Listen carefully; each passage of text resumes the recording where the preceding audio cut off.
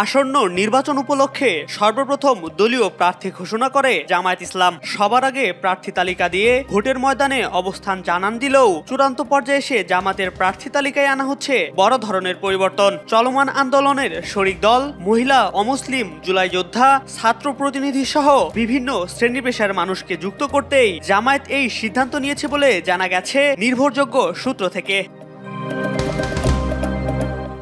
জামায়াতের নির্বাচনী টিম বর্তমানে প্রার্থী তালিকা চূড়ান্তকরণে কাজ করছে, যাতে থাকছে বড় ধরনের চমক। শরিক দলগুলোর জন্য প্রয়োজনীয় সংখ্যক আসন ছাড়বে জামায়াত। সম্ভাব্য নতুন প্রার্থী তালিকার মধ্যে সবচেয়ে আলোচনায় আছে খুলনা ১ আসনের কৃষ্ণ নন্দী।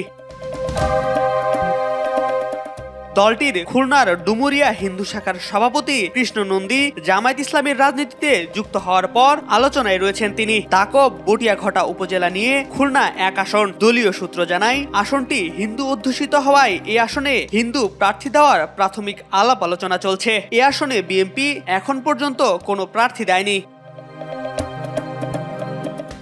যদিও খুলনা ১ আসনে এর আগে মোহাম্মদ ইউসুফ নামে একজনকে সম্ভাব্য প্রার্থী হিসেবে নাম ঘোষণা করেছিল জামায়াত ইসলামী, তবে সম্প্রতি সামাজিক যোগাযোগ মাধ্যমে খুলনা ১ আসনে জামায়াতের প্রার্থী হিসেবে প্রচার করা হচ্ছে কৃষ্ণ নন্দীর নাম।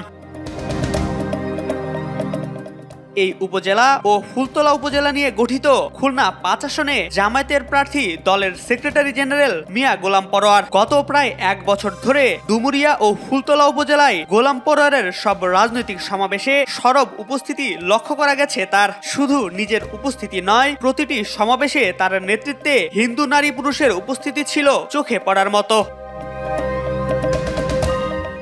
প্রার্থী তালিকায় পরিবর্তনের গুঞ্জনের বিষয়ে যদিও এখনো খুব স্পষ্ট করে কোনো কথা জানেনি জামায়াতের স্থানীয় কিংবা কেন্দ্রীয় নেতারা, তবে সারা দেশে জামায়াত ইসলামী কিছু আসনে হিন্দু প্রার্থী দেবে এটি অনেকটাই নিশ্চিত।